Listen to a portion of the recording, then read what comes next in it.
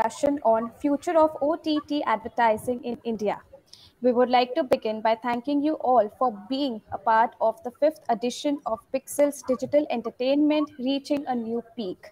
We would like to thank our partners, title partner Woot, platinum partner Amazon Prime Video, CX partner Zendex, content delivery partner Limelight Networks, gold partner Lionsgate Play, and Shimaru Entertainment. Without further ado, it is my pleasure to introduce you to a distinguished set of leaders we have today. Professor Falguni Vasavada, Area Leader, Strategic Marketing, MICA, who will be moderating this session.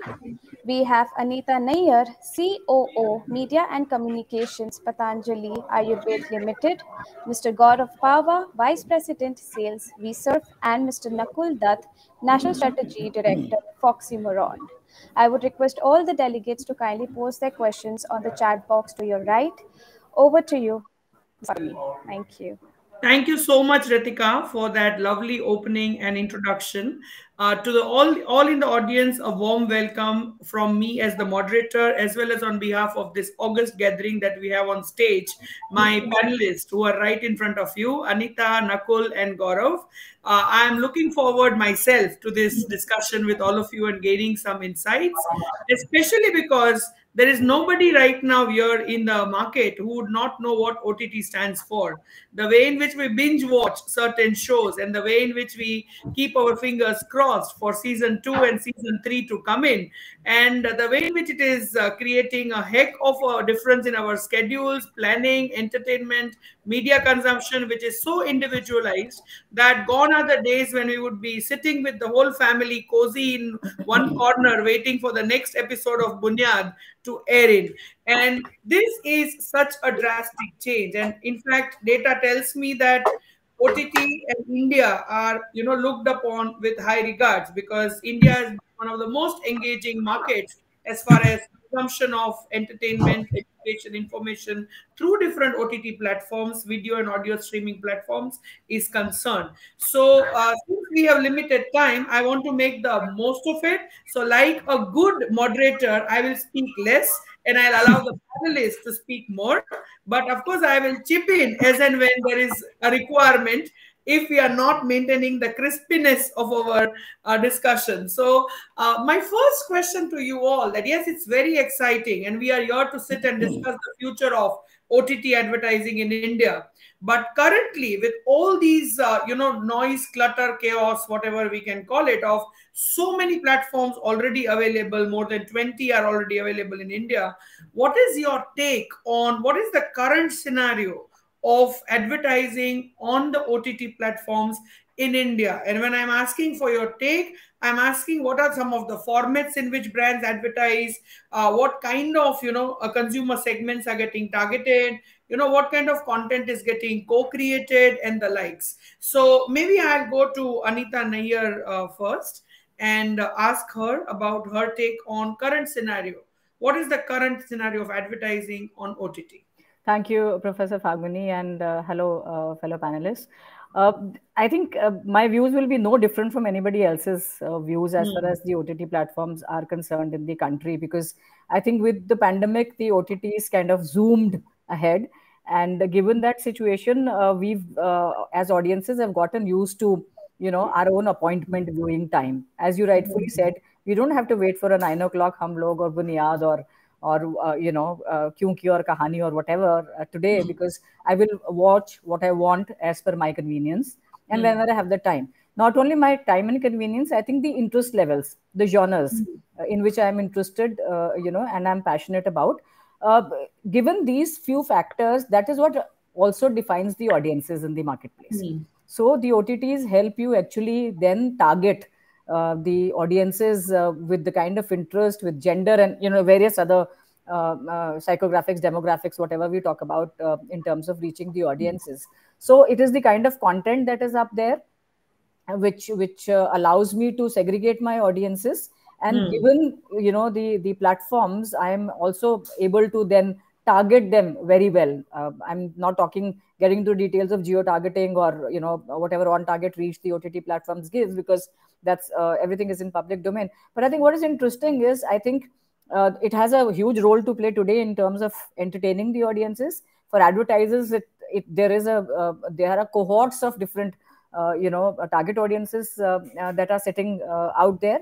And interestingly, I think as we go along, the consolidation will happen, because with 30-40 OTT platforms, it's getting to be very difficult for people to really be watching everything everywhere, and even for the OTT platforms for it to make business sense. So that's my few points on my take on the OTT scenario today in the country. Great. So if I start from last, you see consolidation happening in the near future. You see a lot of potential in audience segmentation and the variety that you get through for targeting. And of course, in the beginning, you said we are moving towards an appointment viewing era, and hence advertising, information, education can get married into the entertainment zones. And so currently it's good, and you're seeing a brighter future. Right. So let me move to Nakul and get quickly his views on this. Yeah, Nakul. Yeah. So I think interestingly, the answer lies in the name itself, right? It is on demand. So video has always been a very popular format, among advertisers. Now what OTT has done is it has transitioned that space. The transition is typically happening in the space that the person is in. Earlier, it was collective viewing, watching it with your family. Now it's come down to your personal space. As a psychographic concept, right? It is proven that once somebody is within 4 feet of your, personal space, that person automatically comes into a circle of trust. Most of your OTT consumption happens through on mobile devices. That's 18 inches away. So you have that trust of the person, you have that immersive nature of the format, right? And the person is giving his undue attention to you. And we are specifically talking about millennials and Gen Z today, because that forms around 70-60% of your population, right? So it's the go-to format for any advertiser or any client. So that, I think, is the key thing which differentiates OTT from any other form of platform or viewing experience. Absolutely love how you gave us the inch measurement and the degree of association and the trust building that happens. In fact, we live in a day and age of social media where we say there's a 2.5 degrees of separation between any two person around the globe. And this 18 inches association was so bang on. And you said immersiveness of the consumer in the content is what is going to be the most attractive part for the advertiser, because you have emotionally engaged the person already. So why not, Behti Ganga make dip lagana jaisa ho gaya. So that was too good. Thank you so much for that short and sweet, but very, very strong take on the level of engagement that brands can have on OTT advertising. So let me move to Gaurav and ask him about his views on what currently do you see happening in advertising on OTT spaces. No, thanks for giving me the opportunity to speak as well. In fact, my views are quite similar to Anita ma'am and Nakul. I would just like to add here is that the kind of scale that we are witnessing, the kind of length and the breadth that we are witnessing in this space is, unparalleled. Here we are talking about, 353 million users who are, who have taken on to OTT viewing like how. And that gives a lot of scale to advertisers who are looking at, this change in the content consumptions and targeting the users on the go, on the devices of their choice, and with great level of targeting capabilities. And I think together that is really something that is really transforming the entire space. And from an advertiser's perspective, also, this is also becoming an extremely large ecosystem in itself, which is, which is a wonderful thing for both the publishers as well as the marketers and the audiences, of course. Definitely. So I think you took the point ahead and talked about the classification and segmentation of consumers. And in fact, Gaurav, I have another question for you to continue your flow of thought, because see, yes, we are talking about so many crores or lakhs of people on OTT, right? We are talking about a certain segment. So OTT is still not too widespread as far as the different genres of consumers that we have for brands are concerned. It's still very Gen Z, millennial, people who are on the go watching content, or who are more into entertainment rather than news, information, and education. So more millennials and Gen Z are hooked on to OTTs, right? So share some of your thoughts on what kind of audiences are majorly targeted through OTT platforms. Yeah, so I think there are particularly, a few ways of, going about this targeting piece on OTT. On the first hand, there are very, very basic level of targeting. I think some of them are actually implemented by the publisher itself. So, you talk about age, gender, geo, show targeting, genre targeting, time of the day, so on and so forth. And, certain other probabilistic filters like what apps the users have on their phones, what kind of a content that they're browsing. So this becomes a very, very, again, a very basic level of targeting. What we have actually seen is that typically with, by partnering with the third-party data management platforms, both programmatic and with direct integration, much sharper targeting can be enabled, by the marketers on these platforms. So apart from your basic geo, age, gender, which I just spoke about, you can target users on the basis of their online transaction behavior, which is a very, very deterministic way of, deterministic audiences that you get to target on OTT platforms.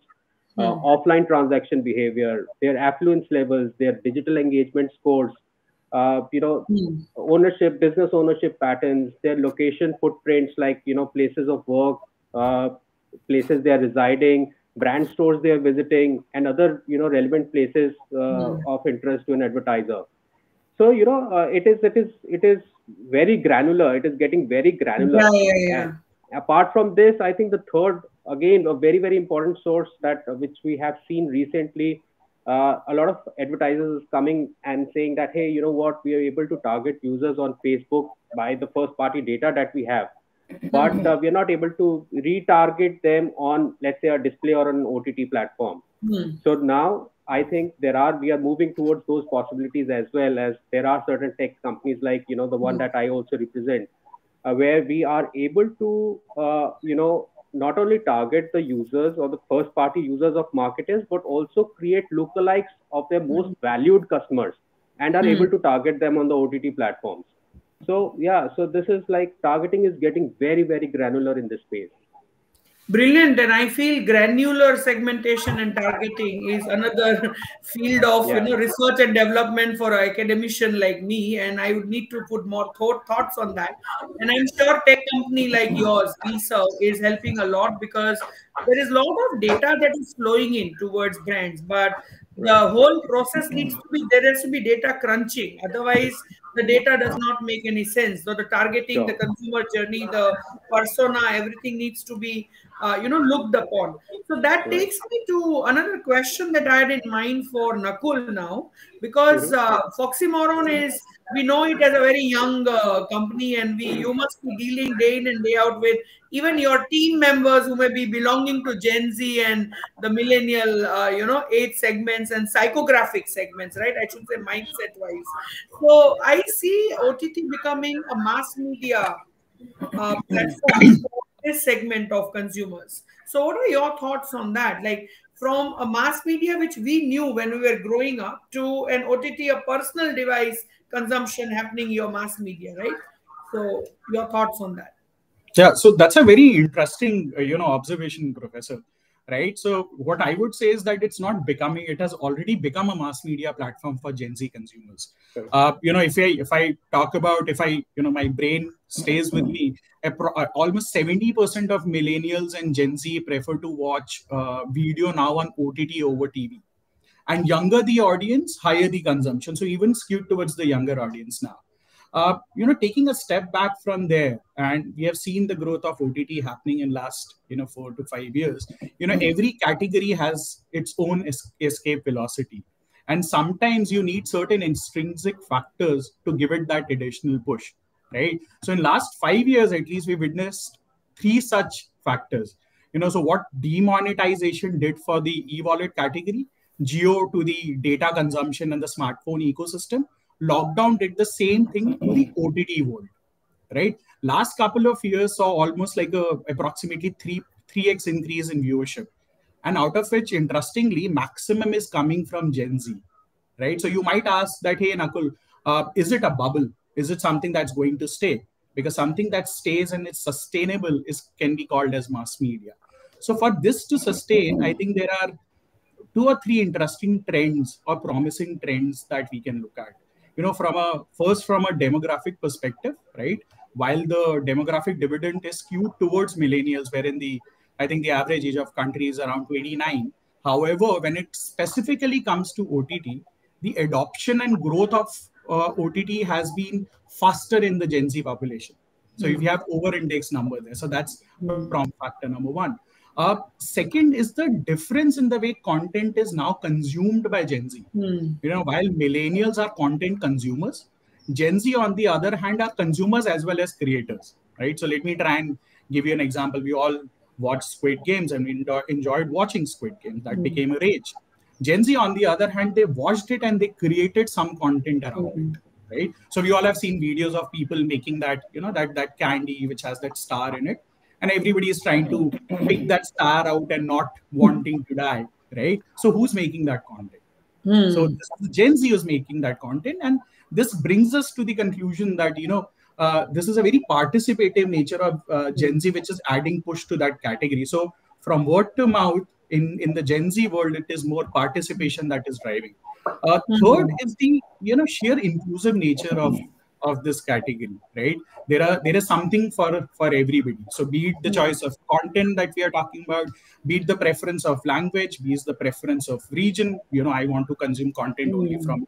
You have a platform for that, and even how much money that you want to pay. There are certain which are F words, there are certain which are A words. So yes, the transition is absolutely real and it's happening now. Wow. So good to hear. And definitely, I won't ask you whether it's a bubble because I believe that this is not a bubble. Even if it's going to burst, it's going to burst for the benefit of consolidation. Maybe that bubble will be a big bang. Yeah. So definitely. And I loved how you interpreted, the extension of content which happens through the consumers generated content via reels or TikTok or Snapchat filters or memes and gifs in the world of social media. And I think that also is an encouragement, or I see it as an opportunity for brands to engage further in the content that gets created after the viewerships have closed. So Squid Games तो देख लिया, but Squid Games पे जो content बन रहा है, there also brands have an opportunity to be a part of in some way, right? So thank you for that affirmative note of yes, it is already a mass media, definitely. And let me move to Anita ji now. And I was doing some healthy stalking on LinkedIn, okay? Not trolling or stalking in the pure sense, but I was healthily stalking your profile. And I discovered that prior to Patanjali, you have worked with ZEE5, right? Which is again an OTT platform. So right. For you, I want to know that, building on that part of your world experience, how do you see the role of OTT content in a consumer's life now from a ZEE5's perspective, I'm saying?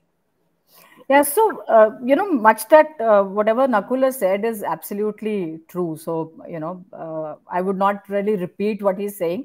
But the fact is that, content is playing a huge role today in everybody's lives, whether it is to do with sports, whether it's to do with entertainment, whether it is to do with education or e-commerce, everybody is using their data today to really entice that consumer. Which is helping the marketers to reach to those consumers as well. And the viewer today is completely spoiled for choice.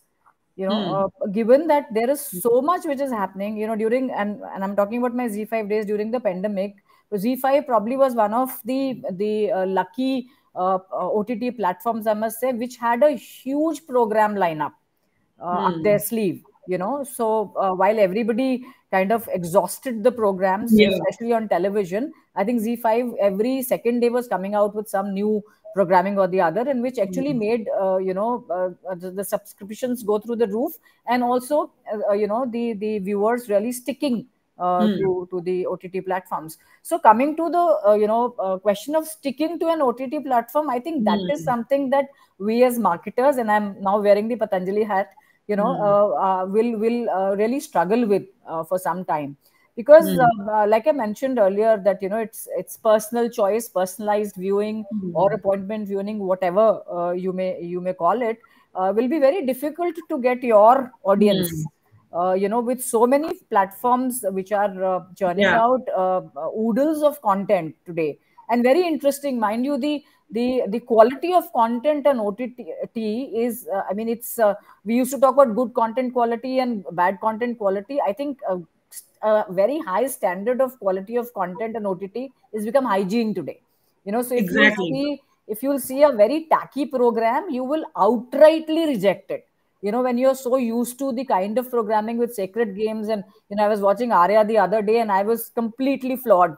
What quality production, which again has given life to production houses. So I'm not getting into that area, because suddenly the production houses are mushrooming. So, for any OTT platform, be it a ZEE5 or a Hotstar or whoever, it is extremely important to churn out content on a regular basis, to churn out good quality content on a regular basis, and to churn out the content which they think their audience is going to consume. So whether your audience is a little younger or whether your audience is, older, while, the millennials and the Gen Zs are watching on the mobile phones, I think we should not, we should definitely consider the connected TV piece. Because today at home, while you would not want to, if you're at home and you have a TV which is connected, you will not want to watch, a program, whether it is a millennial or a Gen Z or, an OD like me. I would love to watch it on a big screen, because the impact is very different. So today connected TV is also gaining ground, and which is also giving an opportunity to OTT platforms to actually expand and to rope in more audiences. So that makes their life easier in terms of really offering audiences not only on the device in your hand, but also on connected TV. So I think kind of programming, kind of audiences, good quality, and then of course the numbers are the ones which are really, really going to make a lot of difference in the whole domain of OTT today. Thank you for those brilliant insights. And while you mentioned that you are somebody who will prefer a big screen and hence the connected TV, on the flip side are also audiences who are very comfortable cozying up in one corner of their bed with the mattress on and seeing it on mobile. And that's me. So I am only a mobile OTT viewer, and hence the user interface between both should not differ, because as you said, the quality of content and consumption quality both have to be taken care of. In fact, it reminds me this brilliant TED talk by Rory Sutherland, who said that while the food in the restaurant can be Michelin starred, but if the premises of the restaurant are dirty, you will find the food is quality is poor in taste. Absolutely. So your food rating will be impacted, not because the food was bad, but because the floor was not clean. So user interfaces, mobile first, desktop friendly, TV friendly, and of course keeping the consumer at the epicenter of things when you are designing content is going to be the key. So thank you. I loved how you were switching hats between ZEE5 and Patanjali, because that gave us the best of the both worlds kind of a view. So that brings me back to Gaurav, and we need your insights from a tech company's point of view now. So from your point of view, as far as artificial intelligence, as I was saying, big data and number crunching is needed, how do you see programmatic advertising grow in future? And if, for the benefit of a layman, if in one line you can speak about what according to you is programmatic advertising, and then take the question forward, I'll be very happy. Over to you, Gaurav. Yeah, so programmatic advertising is nothing but enabling machines and systems to transact in this exchange of or enabling advertising through supply and demand sources. So I see that with the advent of artificial intelligence and more knowledge about the users, there are a few things that this entire ecosystem of programmatic advertising is going to thrive. We talked about brilliant content that Anita ji just talked about. And here there's a role of artificial intelligence in also giving inputs to the production houses, that what kind of content is being consumed by what kind of people. So, it gives you certain indicators as to what content houses should be creating, and what kind of users they should be targeting with that kind of a content. Then from an advertiser's point of view, I think there are large quantities of kind of data that related to each user who visits a website. Now there's a churning of that data that can happen, which is used to segment audiences and to kind of serve more relevant and more personalized ads to the users. And that is a journey that we have seen, and we quite a lot of time we notice it on Facebook. Okay, we visit a site and then we visit Facebook or Instagram, and we start seeing ads not only from that particular advertiser, but the entire industry is like, it seems that is focusing towards the user with those kind of product lines. Then I see that even from a content matching perspective, there's a relevance that AI brings, and programmatic advertising brings. In the forefront is about contextualizing relevant ads with the kind of content that the user is browsing or consuming. So that is another factor where I think that content matching can be very, very relevant from an advertiser perspective. Again, budgeting, working on the bidding strategies based on the customer information, and to determine the right bidding price for the ad space. That is something that is being decided now with the programmatic advertising, which is all set to grow and give more ROI to advertiser. There are predictive analytics also, which you talk about customers' past purchases, customers' past interaction with ads, and how customers' resemblance to previous identified high valued customers.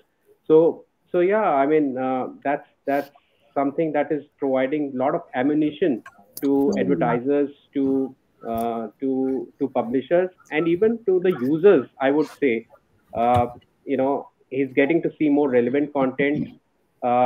He's getting more engaged. So I think that is what my take in how programmatic advertising is going to evolve and expand this ecosystem to a great extent. In fact, brilliant how you establish the relationship between AI and using it for creating the right content, matching the content with the consumer, understanding the behavior and viewership patterns of the consumer while they're watching different genre of content. And accordingly, I think that increases the probability of success for any marketers, and the metrics are obviously going to improve. So thank you. Thank you for those brilliant insights. Now, Nakul, when I had written this question, I didn't realize, but now when I'm asking, I feel I'm wearing the teacher's hat suddenly, okay? Because I'm asking you that if I'm coming to you as a brand marketer, and you are my agency who is hell-bent upon allocating my resources onto OTT advertising, what are the top 3 strategic recommendations that you will give to the brand marketer? From an OTT point of view, right? So if you're an Yes. okay. So see, I think this is something that all 3 of us, and rather including you, all 4 of us are trying to say, right? The need of the hour is consolidation. And if I want to summarize this in one line, we need to move from programming to people. So right now, sorry, I didn't get you. Programming to people. So right now there are 40, 50 odd OTT platforms out there, right? And obviously there's duplication between platforms. So if I'm an advertiser and if I want to reach out to a particular segment, I have to live with the overlap, right? While Gaurav would agree, there are certain platforms which has already transitioned towards this central mode of buying, or at least a part of their inventory into a central mode of buying, but still there is a long way to go. And it's not something which is avoidable, because we have seen this happening in the publishing ecosystem, right? We used to earlier, probably 8-10 years back, we used to buy inventory individually from individual publishers, and now we all know there are enough and more ways to buy individually based on people and not just on content and program, right? So consolidation becomes key. The second most important factor is data and measurement, right? ma'am would agree that the need of the hour, because ma'am technically is the client here, right? So the need of the hour is the unified view of consumer. We have to go beyond conversations of CPV, CPM, so on and so forth. And I'm very sure ma'am would ask this very difficult question to her folks at the agency, that what is the business impact that I'm getting if I run campaigns on OTT, right? And that can only be achieved when consolidation is in picture, and we start using and measuring parameters which are beyond CPM and CPV. Third important aspect, I think, is this process of evolution. We have seen evolution happen in digital very, very fast, right? So how are we evolving formats, both from a content as well as from an advertising perspective? So what do I mean by that? We all know that there has been an uptake in the consumption of short videos, Insta Reel, YouTube Shorts, so on and so forth, right? There are certain platforms or OTT platforms who have already adopted it, right, in form of a short series which has episodes of 10 minutes, 8 minutes each, which you can consume on the go. But this needs to scale up massively. And once this scale up, you also need to keep in mind the sanity or the reason of existence of that platform. And I'll tie it back to my first argument, that it's a platform which is based on emotion. It's a platform which is based on personal space. So how do you come up with new formats which we as advertisers can explore beyond your traditional pre-rolls and banners, which might not be intrusive to this entire experience? Right? All these three things put together is something that I feel, if I were to make a sales pitch, or if I were to explain, this is how I go about it. I think brilliant. My key takeaway is programming to people. I think if that we remember, I think all across we have a win-win situation. And my second key takeaway is creativity and strategy in the formats of advertising, because recently one of my doctoral students did a viva for a PhD, which was on what is the irritation index of consumers in digital advertising, because it's personal space, it's immersive. So you're already intruding into the personal viewing experience of the consumer, and somebody goes on Netflix or a Prime to watch content, not an ad. That is for sure, right? So how do you then create newer ways of still talking and making sense and being relevant to the personal space of the viewer? So that was brilliant, Nakul. Thank you.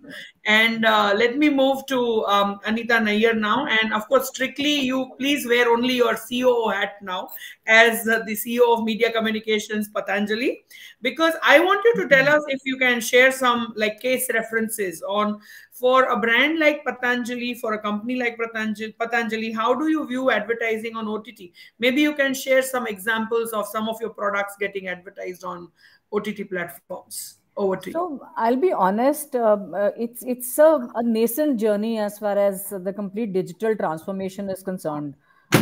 For specifically for brand advertising, and rightfully so, because Patanjali has been a very, very mass brand. So everybody today knows Patanjali, metros, tier 1, tier 2, tier 3, wherever.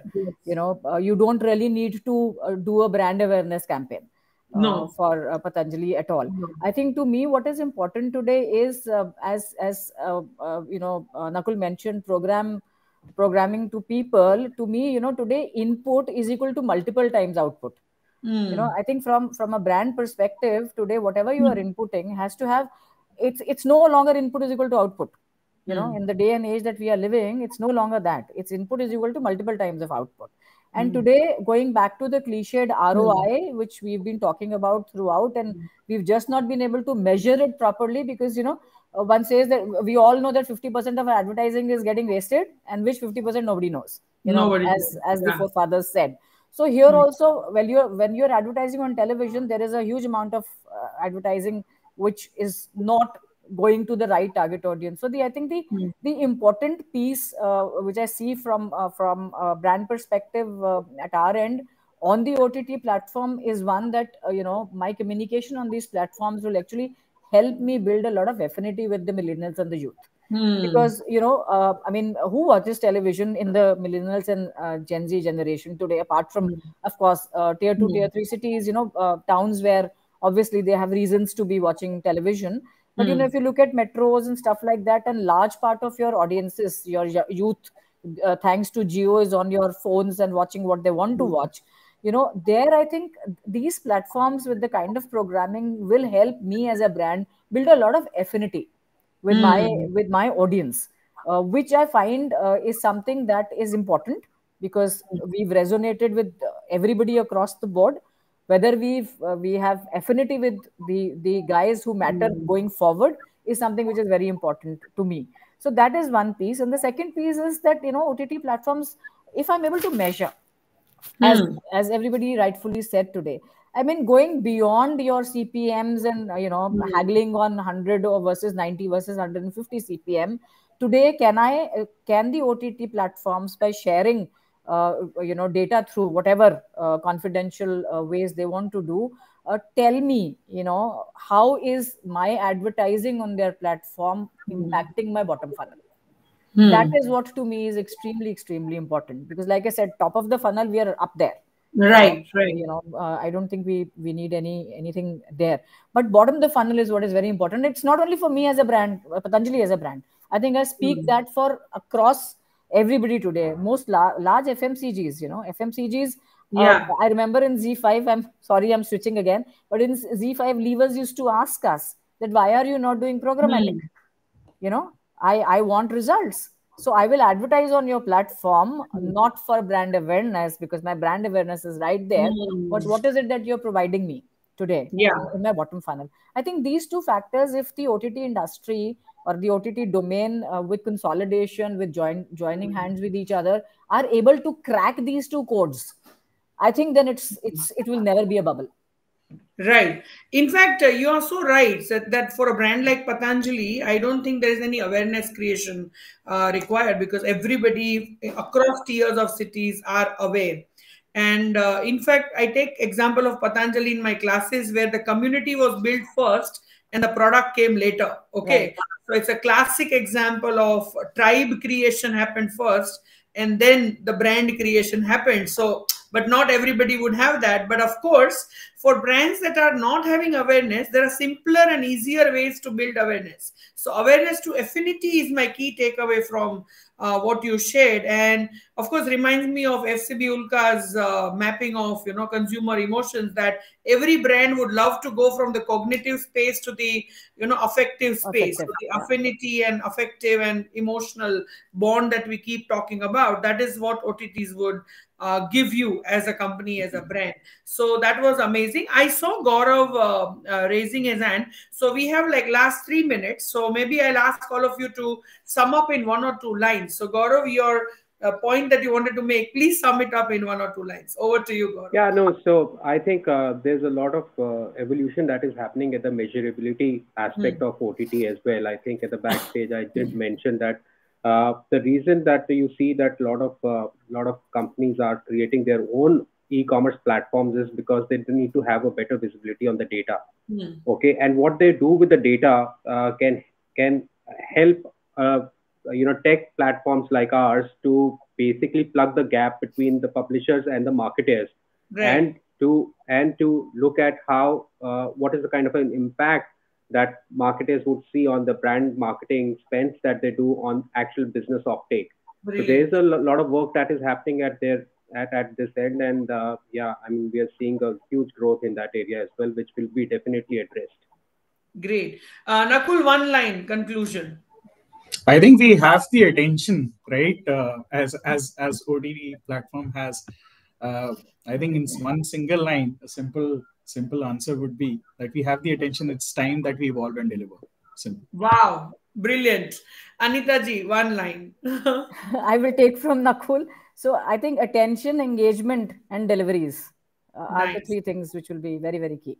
Great. So I think all of us need a pat on our back, because we have finished that like 1 minute before the clock strikes and Ritika appears on stage. So congratulations to everybody. Thank you so much. It was a delight. In fact, for me also, it was a very enriching last few minutes that I've spent with all of you. And for finishing on time as a moderator, I should give you some advertising dollars as a gift. Okay.